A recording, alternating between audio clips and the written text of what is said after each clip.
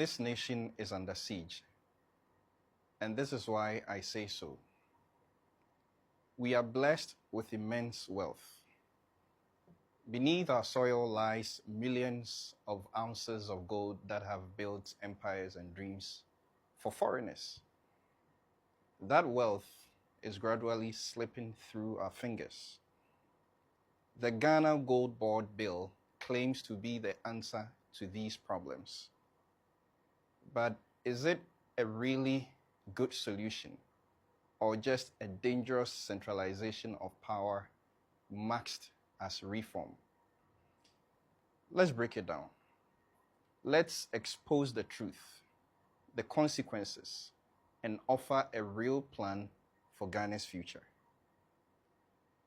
Ghana produces over $10 billion in gold annually through the formal sector.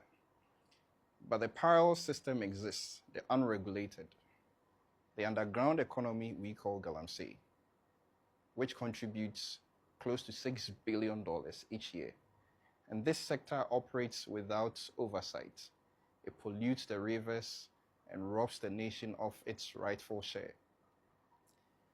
But while Galamsey brings income to many, it devastates the environment, as I've said, and destabilizes the communities. Unfortunately, we all know that it cannot be banned, and history says so. Every attempt to outlaw Galamsey has failed. Why? Because the system is broken. It's misaligned. And the Gold Board Bill simply reinforces that misalignment. The Ghana Gold Board Bill proposes only one buyer, one exporter, one voice, which is the government. It criminalizes private trade and restricts minors to dealing with the state. But that's no control. That's coercion. Worse still, this isn't even the original plan. The Bank of Ghana had proposed a targeted gold purchase program to build reserves, a forex stability tool. The Gold Board hijacked this idea and turned it into a communist, monopolistic, expansionary, bureaucratic absurdity. This type of uncontrolled control doesn't equal prosperity. What we need is a functioning system, not a powerful gatekeeper. And let's address their core claim that this will stop smuggling and fix forex leakages.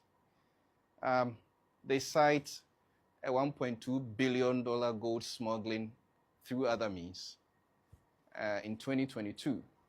But here is the truth. Between 2014 and 2016, over $3 billion was smuggled to India alone. That happened under existing state oversight. Smuggling thrives when government pricing is uncompetitive, when red tape is excessive, and when enforcement is selective.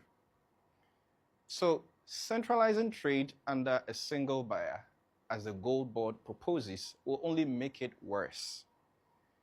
Traders will underreport, the black market will grow, and political capture of the board will turn it into a money laundering machine, not a forex saver. You see, forex retention doesn't happen by force. It happens with smart incentives, competition, traceability, and credible institutions. The Gold Board lacks all of these. We don't fix smuggling with monopolies. We fix smuggling with technology, transparency, and what I call economic common sense. And then there is this absurd claim that the Gold Board promises to buy 3 tons of gold every week or whatever period they are looking at. And I say that this is an unrealistic prognostication. Let's call it what it is. It's a fantasy. Because how? From whom? And with what infrastructure?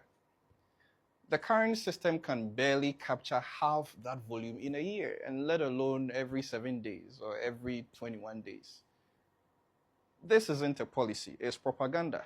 It sounds good on paper, but crumbles under basic economic scrutiny. A broken system can't suddenly deliver miracles by creating a state monopoly. If the goal is forex retention, the answer lies in incentivized compliance, transparency, technology-driven traceability, not pipe dreams. Over 12,000 square kilometers of land are tied in mining concessions, most controlled by foreign companies. Newmont, AngloGold, Goldfields. They own more reserves than the Ghanaian state itself. Why are we not addressing this? Meanwhile, local communities remain poor. No clean water, no clinics, no roads. The wealth beneath their feet funds foreign accounts, while the land above suffers neglect. And this is not just about ownership. We are talking about accountability. And the Gold Board does nothing to address that accountability. Let's be clear. Being licensed under Ghana laws does not make the miner responsible per our current laws. Ghana's laws focus on paperwork, not the practice of mining. There is no clear standard for safe, modern, and environmentally sound extraction. As a result, even licensed operators use mercury. They destroy the farmlands and contaminate rivers. So licensing without enforcement is just an illusion. The Gold Board bill keeps that illusion alive, unfortunately.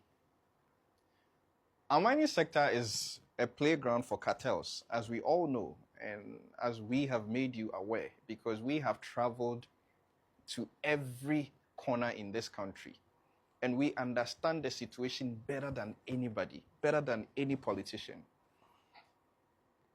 We have invisible foreign hands, politicians, business moguls, and traditional leaders who benefit from this gigantic chaos.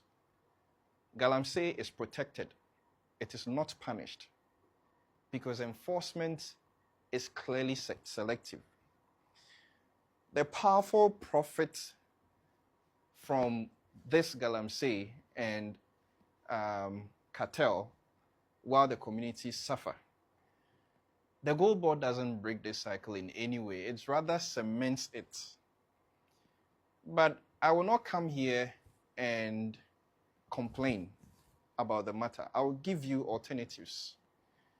And we have shared these alternatives in our Galamsey manifesto.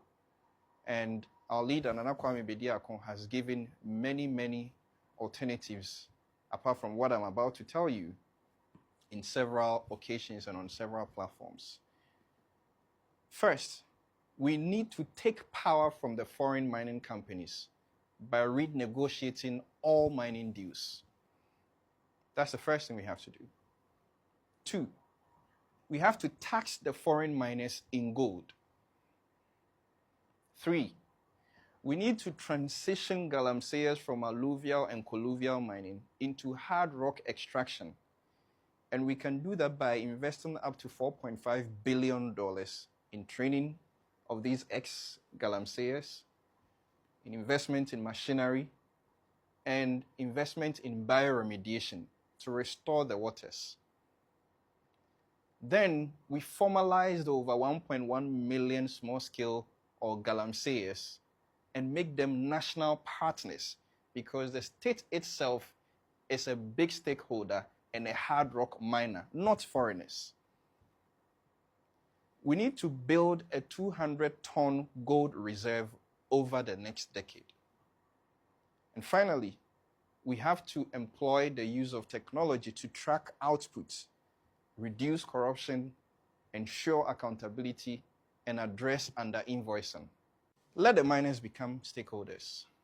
Let the gold work for Ghana, not for foreigners and politicians.